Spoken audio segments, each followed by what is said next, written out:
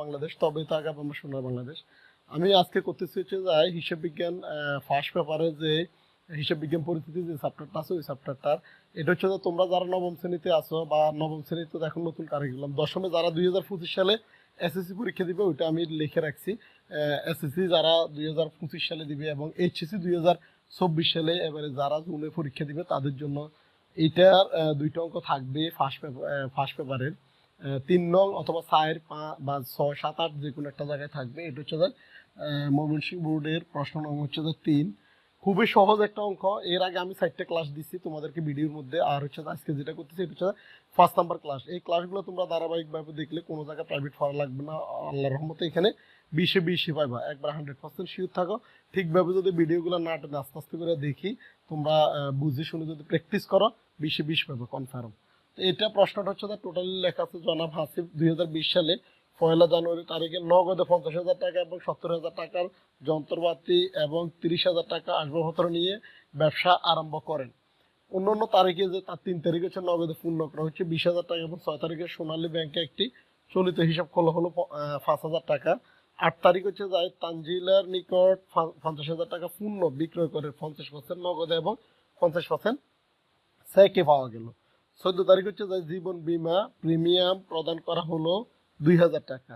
18 তারিখ তানজিলার চেকটি ব্যাংকে জমা দেওয়া হলো, যে যে চেকটি ছিল ওই চেকটি হচ্ছে যায় ব্যাংকে জমা দেওয়া হলো। 23 তারিখ বলছে ব্যাংক হতে উত্তোলন করা হলো 2,000 টাকা। 31 তারিখ ব্যাংক কর্তৃক মঞ্জুরিকৃত সুদ 1,500 টাকা। এরপরে কতে বলছে প্রারম্ভিক মূলধনের পরিমাণ নির্ণয় করো। এখানে আমি লিখে রাখছি তোমাদেরকে যাতে তোমরা সহজভাবে বুঝতে পারো। তোমরা দশমে যারা আছো, যারা 2025 সালে এসএসসি দিবে তাদের জন্য এটা খুবই ইম্পর্টেন্ট, এবং এইচএসসি যারা দিবে তাদের জন্য তো ইম্পর্টেন্ট অবশ্যই। এবং তারা যদি এই অঙ্কগুলো সলভ করে ইনশাল্লাহ তোমাদের ফার্স্ট মার্ক দাঁড়িয়ে যাবে। এখানে 20 মার্ক পাওয়া মানে আর 3 মার্ক যে কোনো জায়গা থেকে তোমরা মিলাতে পারবা। তো এখানে কতে যেহেতু বলছে প্রারম্ভিক মূলধনের পরিমাণ নির্ণয়, আমাদের এখানে প্রারম্ভিক মূলধন বলতে চাই, প্রারম্ভিক বলতে আমরা বুঝি এর আগে যারা 4টে ক্লাস দেখছে এবং যারা দেখো নাই তারাও এটা দেখলে বুঝতে পারবে। প্রারম্ভিক বলতে চাই শুরুতে যে টাকাটা নিয়ে আসা ওইটা। তো প্রারম্ভিক হচ্ছে যে নগদে নিয়ে আসতে হচ্ছে যে 70,000 টাকা। এই যে দেখতেছো এখানে, সরি, নগদ হচ্ছে যে 50,000 টাকা, আর 70,000 টাকার হচ্ছে যন্ত্রপাতি, 30,000 টাকার আসবাবপত্র। এই তিনটে অ্যামাউন্ট হচ্ছে যে তার প্রারম্ভিক। তাহলে হচ্ছে যায় নগদ হচ্ছে 50,000 দেখতেছ, আর যন্ত্রপাতি হচ্ছে যে 70,000। খুব দ্রুত লিখতে পারবা তোমরা এটা। আসবাবপত্র হচ্ছে যায় 30,000। টোটাল হচ্ছে যে এখানে 1,50,000 টাকা। এটা ক্লোজ করে দিবে। এরপর খতে যে কথাটা বলছে তারা একটু খেয়াল করো ভালো করে। খতে বলছে জানুয়ারির 1, 8, 14 ও 18 তারিখের লেনদেনগুলো ডেবিট ক্রেডিট নির্ণয় করা। খুবই ইজি একটা প্রশ্ন। এই ডেবিট ক্রেডিট নির্ণয় আমি এর আগের অঙ্কে তোমাদেরকে বোঝানোর চেষ্টা করছি, এবং এখন আজকেও সেম জিনিসটা আসে। বেশিরভাগ এই জিনিসটাই আসে প্রারম্ভিক, আর হচ্ছে যে ডেবিট ক্রেডিট নির্ণয় অথবা জাবেদা বলবে, অথবা এখানে টেবিলের সমীকরণের প্রভাব ওইটা বলবে। তাহলে আমরা ফার্স্ট করে ফেলবো হচ্ছে যাই প্রদত্ত লেনদেনের ডেবিট ক্রেডিট নির্ণয়, তারিখ, পক্ষ বা হিসাব, ডেবিট ক্রেডিট আর হচ্ছে টাকা। এখানে যেহেতু তারা আমাদেরকে বলছে 1 তারিখ, তাহলে 2020 সালে জানুয়ারি 1 তারিখের করে আমরা লিখবো জানুয়ারি 1 দিয়ে লিখবো নগদান হিসাব ডেবিট, যন্ত্রপাতি হিসাব ডেবিট, আসবাবপত্র হিসাব ডেবিট, আর হচ্ছে এই সবগুলো এই তিনটা হচ্ছে মূলধন হিসাব ক্রেডিট 1,50,000 টাকা। যেহেতু আমরা আগে কত এই জিনিসটা করলাম এই জন্য এটা করতে বেশি সমস্যা হবে না। 8 তারিখে যে কথাটা বলছে তারা তানজিলার নিকট 50,000 টাকা পূর্ণ বিক্রয় করে 50% নগদ এবং 50% চেকে। তাহলে হচ্ছে যায় 50% টাকা টোটাল হচ্ছে বিক্রি করলাম কত, ওইটা দাবিদাটা আমরা করবো। যেহেতু বিক্রি করে আমরা নগদ টাকা পাইছি, নগদান হিসাব ডেবিট, আর হচ্ছে বিক্রয় হিসাব ক্রেডিট, যেহেতু পূর্ণটা চলে গেল ওইটা হচ্ছে টাকা হচ্ছে 50,000 টাকা। ঠিক আছে। এরপর হচ্ছে 14 তারিখে যে কথাটা বলছে জীবন বীমা প্রিমিয়াম প্রদান করা হলো 2,000 টাকা। ওইটা আমরা সলভ করবো এখন। উত্তোলন হিসাব ডেবিট আর হচ্ছে নগদান হিসাব ক্রেডিট, ওই টাকাটা এই 2,000 টাকায় বসবে। এটা খুবই সহজ জিনিস, কারণ জীবন বীমা প্রিমিয়াম হচ্ছে যে নর্মালি আমরা উত্তোলন করি টাকাটা, যখন জীবন বীমা প্রিমিয়ামটা প্রদান করি এটা পরবর্তী আমরা টাকাটা উঠে নিয়ে আসি। এই জন্য হচ্ছে যেটা হচ্ছে যে উত্তোলন ডেবিট আর হচ্ছে যায় নগদান ক্রেডিট। সর্বশেষ যে কথাটা বলছে ওইটা 18 তারিখে তানজিলার চেকটি ব্যাংকে জমা দেওয়া হলো। তাহলে তানজিলার চেকটি বলতে হচ্ছে যায় এখানে যেহেতু একটা কথা বলছে যে 25% নগদ আর 50% নগদে আর 50% হচ্ছে চেকে। চেকের যে কথাটা ওইটা হচ্ছে যায় ব্যাংকে জমা দেন। তাহলে টাকাটা পাইছি কোথায়? ব্যাংকে। ব্যাংক হিসাব ডেবিট আর হচ্ছে যায় নগদান হিসাব ক্রেডিট। এখানে টাকা হচ্ছে যায় 25,000 হবে। এই হলো টোটাল ডেবিট ক্রেডিট নির্ণয়টা।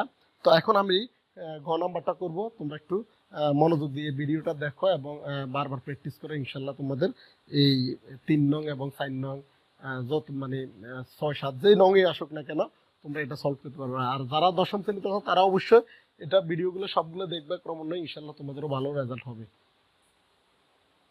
এই তো এখন আমি গ নাম্বারটা মোটামুটি ওইখানে করে ফেলছি। আর আমি যেটা একটু কি করি, এটা হচ্ছে খুব একবারে শর্টকাট ইজি একটা রাস্তা, ইচ্ছে সহজ কোনো রাস্তা। আসলে তোমরা এটা করলে অনেক মজা পাবে, যেহেতু বইতে বা বিভিন্ন গাইডের মধ্যে সলিউশন করা থাকে খুবই কঠিনভাবে, তো আমি সহজভাবে করার চেষ্টা করি। এখানে দেখো লেখা আছে জানুয়ারির 1 6 8 23 ও 31 তারিখের লেনদেনগুলোর প্রভাব হিসাব সমীকরণের দেখাও, এবং ব্র্যাকেটের মধ্যে লিখে দিয়েছে তারা টেবুলার ছক। টেবুলার ছক বলো আর সমীকরণ প্রভাব আমরা একই রাস্তা বুঝি।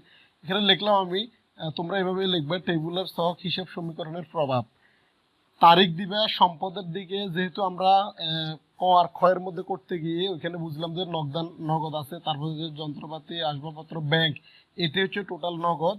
আর দায়ের মধ্যে এখানে কোনো এন্ট্রি নাই, প্রদেয় বা ফাওনাদার এই এন্ট্রিগুলো নাই, এই জন্য হচ্ছে এটা রুলস অনুসারে লিখে রাখবা। মালিকানা শর্তের মধ্যে মূলধন আছে ওইটা লিখলাম। যেহেতু 1 তারিখে বলছে 1 তারিখটা আমরা আগেই করে ফেলছি, যে এখানে হচ্ছে নগদের ঘরে 50,000 টাকা, 1 তারিখে হচ্ছে নগদে 50,000 টাকা নিয়ে আসছে, যন্ত্রপাতি 70,000 এবং আসবাবপত্র 30,000 টাকা। ওইটা হচ্ছে তিনোটা মিলে হচ্ছে যে 1,50,000 টাকা। ওইটা তোমরা মূলধনের ঘরে বসাবে, কারণ এটা হচ্ছে তার টোটালি প্রাথমিক মূলধন আর কি। এগুলো সবগুলো বৃদ্ধি পাবে, এখানেও বৃদ্ধি, এখানে যন্ত্রপাতি বৃদ্ধি, আসবাবপত্র বৃদ্ধি এবং মালিকানা শর্ত বৃদ্ধি পেয়েছে, যদি ওই বৃদ্ধি আর হ্রাসেরটা করতে চাও। 6 নাম্বারে যে 6 তারিখ যে কথাটা বলছে, তারা 6 তারিখ বলছে সোনালী ব্যাংকে একটি চলতি হিসাব খোলা হলো 5,000 টাকা দিয়ে। তাহলে সোনালী ব্যাংকে যদি চলতি হিসাব খোলা হয়, এখানে ব্যাংক টাকাটা বাড়বে আর হচ্ছে যায় নগদ টাকা কমবে। এই জন্য এই যে দেখো 6 তারিখে লেখা আছে যে নগদ টাকা হ্রাস পেয়েছে, ব্র্যাকেটের মধ্যে মানে হচ্ছে যে কমে গেছে, এখানে এখানে ব্র্যাকেট দিয়ে দিবে। আর ব্যাংকের ঘরে বৃদ্ধি পাইছে, এই জন্য হচ্ছে এটা হচ্ছে যায় ব্র্যাকেট ছাড়া, তাহলে এটা হচ্ছে বৃদ্ধি, এটা হচ্ছে হ্রাস। 8 তারিখে প্রশ্নটা তারা বলছে যে তানজিলের 50,000 টাকা পণ্য বিক্রয় করে 50% নগদে এবং 50% চেকে দেওয়া হলো। তার মানে হচ্ছে যে এখানে আমরা 8 তারিখে হচ্ছে 50,000 টাকা টোটালি হচ্ছে যে মাল বিক্রি করে আমরা টাকা পাইছি হচ্ছে যে 50,000 টাকা, ওইটা হচ্ছে যায় নগদের ঘরে বসাবো। আর হচ্ছে যায় যেহেতু বিক্রি করা নগদে করে চেকে করে দুইটাই তো আমরা পাইলাম, ওটা হচ্ছে মালিকানা শর্তটাও বৃদ্ধি পাইছে, তার মানে নগদ টাকা বৃদ্ধি এবং মালিকানা শর্ত বৃদ্ধি পেয়েছে। পরবর্তীতে 23 তারিখ যে কথাটা বলছে, তারা ব্যাংক হতে উত্তোলন করা হলো 2,000 টাকা, যদি ব্যাংক থেকে উত্তোলন করি আমার নগদ টাকা বাড়বে, নগদ টাকা বৃদ্ধি পাবে। ওইটা হচ্ছে 2,000 টাকা বৃদ্ধি পাবে। আর হচ্ছে ব্যাংক থেকে কমবে, তার মানে হচ্ছে ব্যাংক কমে গেল, নগদ টাকা বেড়ে গেল, এখানে নগদান বৃদ্ধি আর হচ্ছে ব্যাংক হ্রাস, এই জন্য এটা ব্র্যাকেটের মধ্যে আসছে। এরপর হচ্ছে 31 তারিখ যে কথাটা বলছে, ব্যাংক কর্তৃক মঞ্জুরিকৃত সুদ 1,500 টাকা। ব্যাংক কর্তৃক মঞ্জুরিকৃত সুদ বললে দুইটাই আসলে ব্যাংকের দিকে বৃদ্ধি হ্রাস, বৃদ্ধি দুইটার দিকে বাড়বে। তাহলে হচ্ছে ব্যাংকও বৃদ্ধি পাবে, তারপর হচ্ছে মালিকানা শর্ত মূলধনও বৃদ্ধি পাবে। যখন আপনি ব্যাংক থেকে কোনো সুদ পাবেন তখন হচ্ছে ওইটা হচ্ছে আপনার নগদ টাকা, মানে ব্যাংকের টাকাও বৃদ্ধি পাবে, তার যে মালিকানা শর্ত মূলধনও বৃদ্ধি পাবে। এখন এটা করার পর হচ্ছে আমরা নগদের মধ্যে যে ক্রেডিট এন্ট্রিগুলো আছে আমরা ওইগুলো কি করব, মাইনাস করব। মাইনাস কি কি আছে, এখানে 50,000 টাকা থেকে 5,000 গেলে আর থাকে কত, আর থাকে হচ্ছে 45,000। এর মধ্যে হচ্ছে আরো 50,000 টাকা অ্যাড হবে, আরো 2,000 টাকা টোটাল হচ্ছে 97,000 টাকা এখানে বসাবা।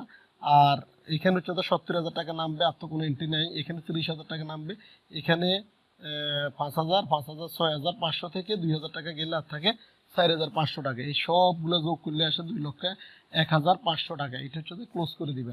এখানে হচ্ছে 1,50,000 আর হচ্ছে 50,000 2 লক্ষ, আর এখানে হচ্ছে 1,500, তার মানে হচ্ছে 2,01,500। এই হলো টোটাল অঙ্কটার উত্তর, কিন্তু মিলে গেছে। এটা খুবই সহজভাবে ইজিভাবে করবা তোমরা এই অঙ্কগুলোকে, টোটালি ফার্স্টে দিতে পারো তোমরা। অনেকে হয়তো চিন্তা করো আর্থিক অবস্থা দিয়ে শুরু করব, আর্থিক অবস্থা আসলে একটু যেহেতু একটু ডিফিকাল্ট, ওইটা হয়তো মিলবে না। তো তোমরা এই অঙ্কটা দিয়ে শুরু করবে, এটা খুবই ইজি। কয়েকদিন প্র্যাকটিস করলে, 3-4 দিন ভালোভাবে প্র্যাকটিস করলে এটা দিতে পারবে। আর যাদের একবার পরীক্ষা নিকটে তারা এই ভিডিওগুলো সবগুলো একবার ক্রমান্বয়ে দেখলে, দেখার পরে নিজে ট্রাই করার চেষ্টা করবে, স্ক্রিনশট দিয়ে প্রশ্নটা উঠাইবে। যদি প্রশ্ন না থাকে তোমাদের কাছে, এই সাইডটা উঠাই বাকিটাকে ডাইকে ট্রাই করার চেষ্টা করবে, না দেখে পারো কিনা। এই ছিল আজকের ভিডিও, দেখা হচ্ছে পরবর্তী আরেকটা ভিডিওতে। ততক্ষণ যেন সবাই ভালো থাকো, সুস্থ থাকো। যারা আমার চ্যানেলটিকে সাবস্ক্রাইব করছো তাদেরকে অসংখ্য ধন্যবাদ, যারা আমার চ্যানেলটি এখনো সাবস্ক্রাইব করে নাই অবশ্যই আমার চ্যানেলটিকে সাবস্ক্রাইব করে দিবা। আসসালামু আলাইকুম। কত